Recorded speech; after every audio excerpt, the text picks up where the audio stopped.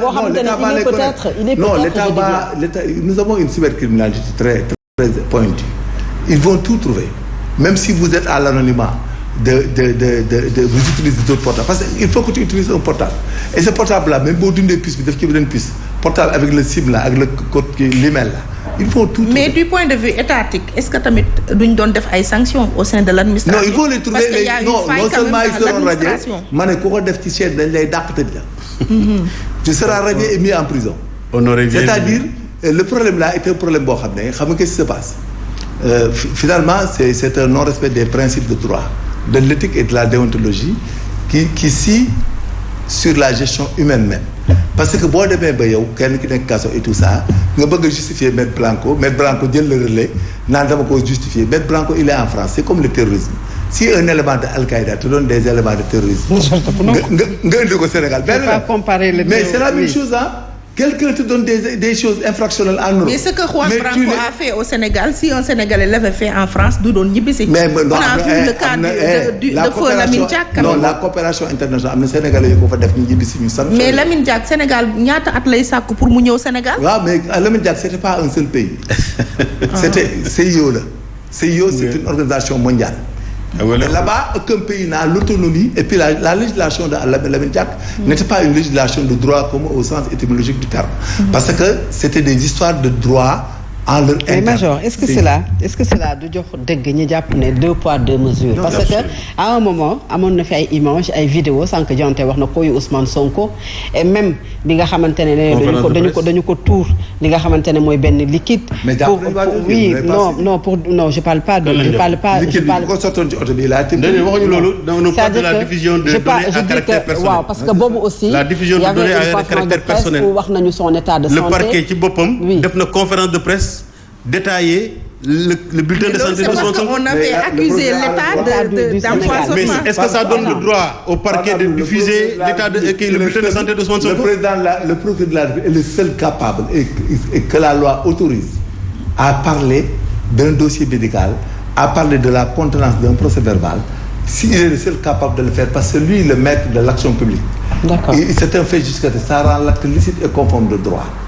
Il faut pas que les gens sous-estiment ce que c'est qu'un procureur de la République. Et est-ce que lii tamit du jox dëgg bien sûr ñuy wax ne quand même dañu yegg ci judiciarisation de l'espace public. Major bëri na quand même des arrestations pour des publications sur des mais sur des réseaux sociaux. Non, c'est plus grave les réseaux sociaux que l'acte direct. Ndaxte les réseaux sociaux impactent une forte masse de personnes. C'est pour ça que c'est contrôlé et les sanctions sont dures. Quand vous êtes aux États-Unis, en France, mais vous le faites pas. Quand vous êtes dans le système des Nations Unies, dans le chéri, je t'aime. Mais dans les réseaux sociaux, Major, Sénégal, justice am doo ko comprendre parce que par exemple au Mali, une star comme Diaba Sora bi mu taxawee yëkkati ay saaga dañ ko ci tëj. Sénégal fii réseaux sociaux yi da ngay gis nit di saaga ñëpp mais du dara. L'injure publique est un délit. Et que maintenant il y a la question préjudiciable, la victime doit porter plainte. C'est la question préjudiciable à l'action. Non, am na ñoo xam ne c'est-à-dire il faut que yéen ngeen am habitude dafa dàgg rek procureur de la République le procureur war na autosaisir. C'est-à-dire que warul xaar tout simplement parce que da nga soo saaga ci réseaux sociaux mu loolu procureur booy saaga non mais pourquoi à chaque fois Major non da lay jàpp non ñi saaga nekkuñ Sénégal déedéet yéen vous trompez nekkuñ Sénégal. Il faut aller voir génn ci kenn suba na saaga suba nga ñëw ne ma génn sa fii il est à Mbour. dañuy bañ a personnaliser mais yaa quand même boo ne bi ñu cëralee woon jeex na. mais ku saaga ci réseaux sociaux yi jàpp proposition de report bi ndax. non man je voudrais parler un peu de la proposition des solutions bi Fatou Abdou posé ça. Mais la solution ce n'est ni plus ni moins que de dépolitiser l'administration sénégalaise. C'est ça. Parce que l'administration par essence doit être une administration neutre. Donc tey jii wax naa leen y a une chaîne boo xam ne foofu la courrier bi jaar. mais loolu bu ñu ko defee espace politique bi ñu bëri dinañ leen ci gommer de parce que ñu bëri ci espace politique bi ak présentement ci administration. mais c'était pas le cas il y a quelques années. Mais aujourd'hui on a entendu des gens dire que directeur national wala directeur général boo xam ne gagné wu sa localité dañ lay wàcce. Donc ce n'est plus la compétence il faut gagner ta localité. pour gagner ta localité c'est quoi il faut débourser de l'argent da ngay jël xaalisu nguur gi pour dem gagner sa localité. vice versa aussi pour les opposants tëj leen seen bureau déedéet. non tëj leen seen bureau non parce que en réalité yaa faatu xam nga lan la am nañu bokk ci administration. non d'accord mais ce que je veux dire déedéet ce que je veux dire c'est-à-dire que un poste de directeur général wala un poste de directeur le premier critère ça doit être la compétence. Ce n'est pas ta capacité à gagner. Ce n'est pas ta capacité à gagner ton truc. xam nga bon malheureusement je crois que j'ai été le moins servi. en termes de temps. répondez oui Major léegi ñu bàyyi ko pour ngeen tolloo répondez à la dernière question de Ndeye Fatou. oui bi nga doon wax ci. les fonctionnaires report Major il faut ñu mottalil ko temps de parole bien sûr. proposé na ko pour report de la présidentielle de 2024 nee na les conditions ne sont pas réunies pour ñu tenir la présidentielle en février. Ça n'engage que l'auteur de la déclaration. Mais il parle pour tout le monde. Ah non, il parle pas pour nous.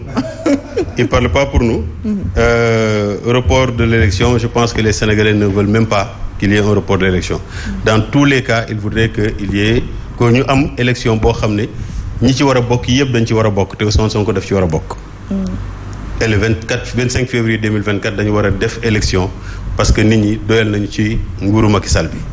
bu ci des nag mooy encore une fois bu ñu bëggee xam kan moo fuiteloo document bi ce n'est pas un bouc émissaire à mon avis comme Amadou Ba la ñu war a jàpp pour mu wax leen fan la jëlee document bi.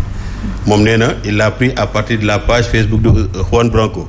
comme moom wax na ko déjà publié na ko nag ci page Facebook Juan Branco la bu nee ci page Facebook dañ ko fekk bu Juan Branco kon soit ñu dem jàppi Juan Branco ou bien ñu xool dans la chaîne boo xam ne courrier bi fa la jaar bi mu egg war a egg ci ministre de la justice xamoon ndax jot na ko wala jotu ko mais en tout cas nit ñi gis nañ ko mais xanaa kay à tous les échelons là bu ñu defee seen enquête war nañ ko mën a fekk. mais il faudrait pas qu'on se limite à et peut-être une dernière par rapport ak la cour de justice de la CEDEAO bi waroon statuer tey ci li nga xamante ne moo ñeel requête bu avocat yi Ousmane Sonko mais renvoyé au 8 novembre si je me trompe pas. Non, c'est pas les avocats d'Ousmane Sonko qui ont demandé. C'est l'agent judiciaire de l'État. moom également. non dama ne ñoom ñoo defoon requête bi maintenant li nga xam ne moom la ñu renvoyé les agents judiciaires de l'État nee na amuñu connexion internet au centre-ville également dañu am problème d'électricité yow loolu aussi ban lecture nga ci am. dama jàpp ne simplement c'est une fuite en avant. parce que balaa ngay dax affaire bi le 8 c'est parce que dañoo bëgg ci diggante bi la Cour suprême peut-être bu ñu saisir mu mën a décider. avant ñuy egg au niveau de la CEDEAO l'agenda de la CEDEAO c'est très clair et ci li ma jot a xam ci fonctionnement CEDEAO mën nañu ñoom ku nekk dugal nga say par écrit say arguments cour CEDEAO bi war na mën a statuer sans pour autant qu'il y ait les parties qui viennent plaider. Donc wax fii au Sénégal ci benn banqaas bu toll nii agent judiciaire de l'État ne la man dama bëgg nga reporter affaire bi parce que simplement man damay am problème connexion pour moi c'est un faux fuyant boo xam ne mënul kenn mënu ko def. temps bi malheureusement jeex na. alors Major merci d'être venu. mais on va dire quelque chose. Très rapidement. La page Facebook de Juan Branco, on peut voir la date à laquelle il a publié. Vous savez, c'est des superficies que les gens font. Après qu'il soit interpellé, gars, c'est à partir de là-bas que Juan Branco a publié. Très bien. C'est vous dire des techniques. Alors, ils vont le faire. Ils vont le faire. D'accord, Major. Le conseil qu'on vous donne, il ne faut pas subjectiver les poursuites. Très bien. Un politicien qui commet une infraction de droit commun, chaque fois il a tendance à dire que c'est politique. D'accord. Mais éviter de faire des herbes. Le report Major. Wow. Mais le report, quand les gens le demandent, c'est des questions techniques de sécurité, peut-être des questions de cohésion nationale et des facteurs de trouble. Est-ce que c'est le cas mais maintenant, non, il y a le cas après, les gens évalueront.